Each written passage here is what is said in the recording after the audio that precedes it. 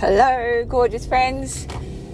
Leonie Dawson refuses to be categorized, and it is a rambling in the car kind of podcast today. So if that's up your alley, well, boy, he went for a treat.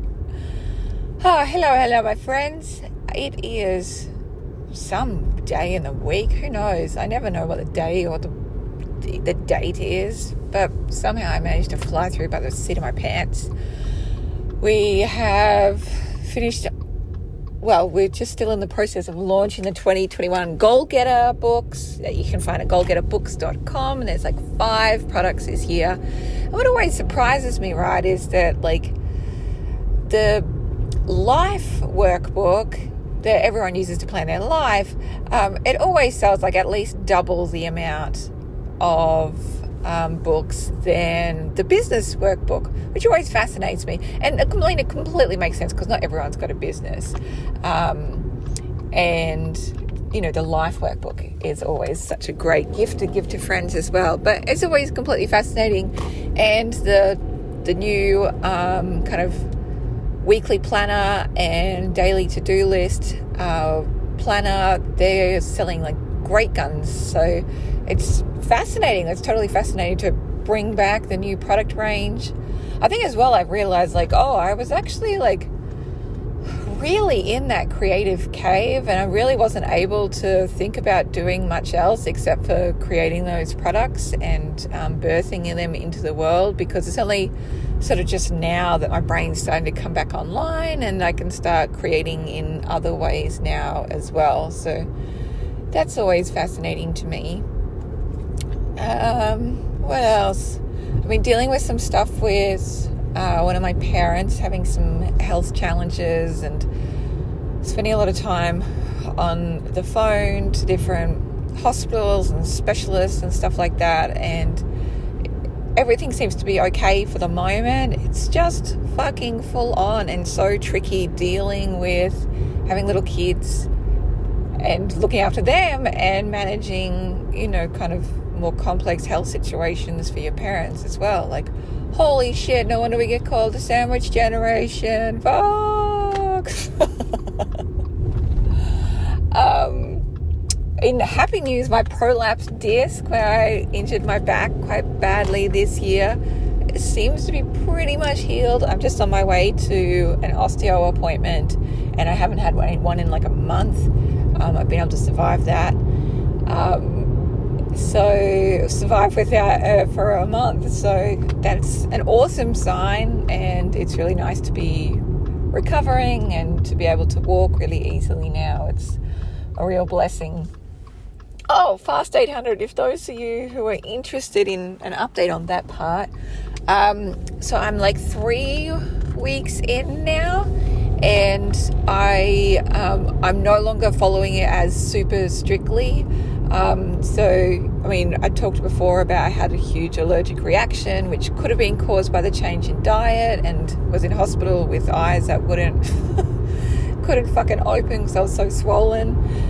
So my system was a little bit sensitive, and so I'm just trying to regulate. Like, the food is really good, and I'm also trying to have a little bit, like, bring in things when I kind of need it. So I know it sounds silly, but it is what it is. Like, even if I just like have a sandwich for lunch instead of a fasting meal, it means that like I'm coming out of ketosis, because of course I'm eating bread, and that really changes to sugar. But for whatever reason, it does seem to kind of slow, like, I don't know, normalize my system in a way. And I guess that's the thing, like when you make quite a dramatic change in your food, your system's going to take a little while to get used to it, and that's okay.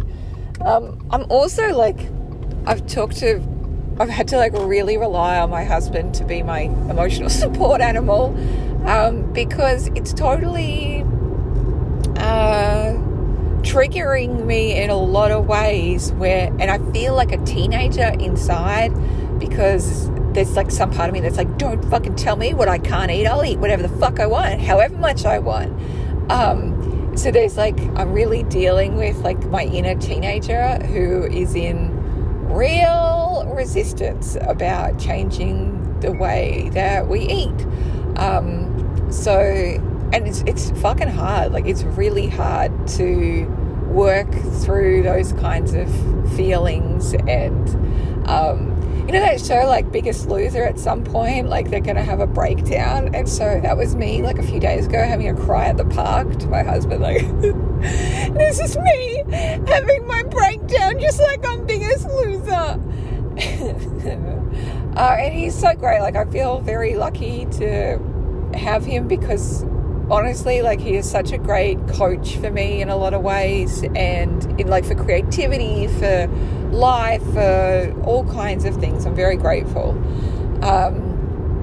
And, you know, of course I coach him through his stuff as well, but, like, it's a really fair, kind of balanced relationship. I just feel really grateful to him. And, you know, he was so empathetic. He said, of course you feel like you've got lots of feelings. Like, it is really hard what you're doing, and fasting on 800 calories, even though it is really nutrient dense, is completely challenging. Of course that makes sense. And I want you to know, like, even if it, you know, you sometimes have a sandwich and don't eat things that are, like, exactly on the, you know, the fast 800 menu, that's okay too. You've still made way more progress than you would without. So bless him. I feel grateful. And he said, just keep on going for as long as you can. And it's okay to not do it strictly, you know, and just go gently with yourself and know that you're still making good changes for you anyway. So I appreciate that. I appreciate him. What else? I feel like I'm in countdown. We've got, like, about 7 weeks of a school term ahead of us. About 7 weeks of a school term ahead of us. And I'm fucking fanging for school holidays once more. I just am. The whole school routine of having to drive the kids to school and, like, back again, because we don't have a bus that would, like, takes them to the school from where we are. And so we're about in the car for about 2 hours a day at the moment, because we live out on acreage, and I love living on acreage. And I'm also I just feel a bit knackered. And I mean, this is the thing, like, a friend said to me before I started homeschooling, she said, you'll be amazed at how much, like, the school routine takes up time. And when you're not doing the school routine, how much gentler that can be. And even though it's, you know, it can be really exhausting to be a homeschooling parent, it's also wildly exhausting to be a school mom and to manage all of the shit that's got to be done on a daily basis.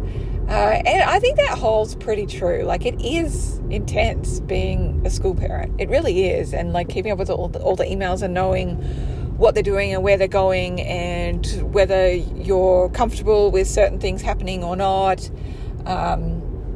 It's really tricky.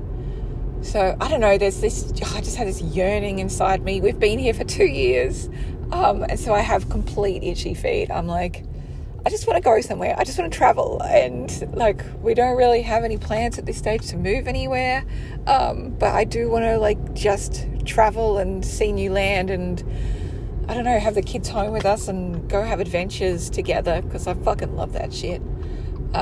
So I'm really looking forward to Christmas holidays, because here in Australia and at the school we're at, we get nearly 2 months of holidays. It's kind of our summer holidays, I guess.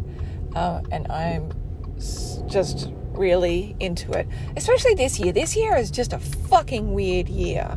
And I want to say this, like, for anyone who's out there and still, like, having to quarantine school, and you'll be like, well, that's fucking great, bitch. Like, at least you get to send your kids to school. I'm like, I get it. I completely get it, because quarantine schooling is no fun whatsoever either. And quarantine schooling is completely different from homeschooling in lots of ways, because you just have so much more freedom, and there's so many activities and, like, that you can do as a homeschooler.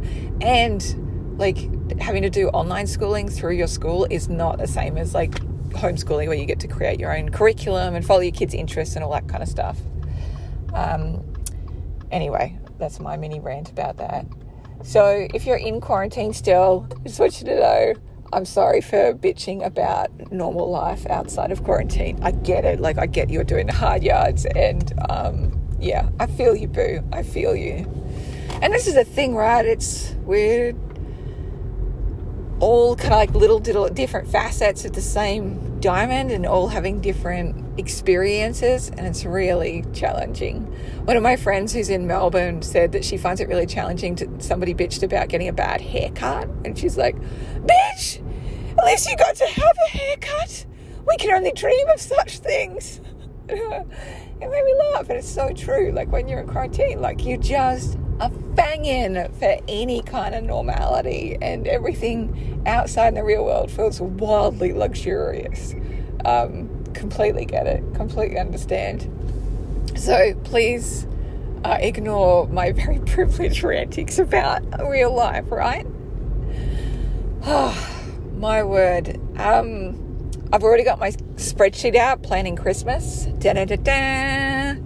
I had a chick at the grocery store, I think it was maybe 2 years ago now, and she asked, it was 2 years ago, it was 2 Christmases ago, and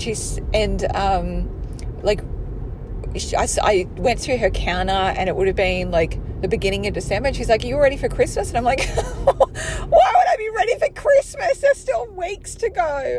I'm like, are you ready for Christmas? And she said, oh yeah, I get everything done before December so that I can just enjoy that month and don't have to stress about anything. And I was like, well, fuck me. Like, clearly this chick was a Virgo. So I ended up following her advice the next year and did exactly that. And I told her the results. I was like, oh my God, you inspired me this year. I got it all done. And she was really thrilled that her life advice had helped so much, that she'd been an inspo for me. So I'm going to follow Sally, the grocery lady's queenly advice this year. I have my spreadsheet. I set out exactly what presents, and I try and be really mindful because I don't want to buy too much by any means. I don't like to overdo Christmases, and just kind of planning out the little rituals and routines we have. Like, I write Christmas letters and send Christmas cards every single year, and I hand draw and illustrate it. It's really quite fun. And that's really nice. And I just want to make sure that I've got that all done by December and in the mail. That would be fun, I think. So that's how I'm rolling with that. In terms of food, what I did last year and I really enjoyed was usually we have a really simple Christmas and make it super, super simple. And now, because I love cooking so much, I bought the Christmas box from HelloFresh, where they have kind of your meals and stuff for the day, and you cook it, and it's kind of a process. It really is a process, but I had a lot of fun doing it last year, and my kids are really excited for me to follow that tradition again this year, and my husband, of course. So we'll probably do that. I don't think it will be a day where I'm going to be eating fasting food, guys. Hot tip. As nice as the food is, I think I might go indulge in some potatoes. Oh, potatoes. Look at me. Girl gone wild. Okay. That's about it for me. I'm going to go poke my head in a bookstore and lounge about, and then go to my osteo appointment and go get the kids from school. That'll be lovely. And just kind of rest up a little bit from the big times that I have had, and get ready for whatever's next, really, whatever creations want to come through me, whatever life wants to happen. Because life just continues on happening. Oh, I wanted to say as well, I'm going to be creating some more podcasts, and they're going to be a little bit different. They won't be as chitty-chatty as this, and instead they're going to be me reading excerpts from one of my books called lessons every goddess must know. And I started doing it yesterday because I was in a fucking terrible mood. And I was like, you know what? I'll just record some podcasts, like kind of do like an audio book of this book that I wrote years ago, 2012. So, I don't know, 9 years ago, 11 years ago, no, 8 years ago. And it ended up just being a really beautiful experience for me, truth be told. It was just lovely to reread the words that I wrote years ago, and it was kind of like my younger self giving wisdom to my older self in a way. And that's the thing with writing, right, is that so much wisdom comes through you, and I never really know where it's come from, and I just feel grateful for it, that I get to hear it and it comes through me. I did a podcast this morning which was lovely, and she read a quote from me from something I'd written years ago, and I, for the love nor money, can't fucking remember writing it. I know that I've written it, absolutely sounds like me, but I couldn't remember writing it, and it was just compelling, and it was absolutely what I needed to hear today. So sometimes our past selves are, I don't know, our past and our future selves kind of send us these love letters in all different kinds of ways, and it's a real miracle. What a blessing.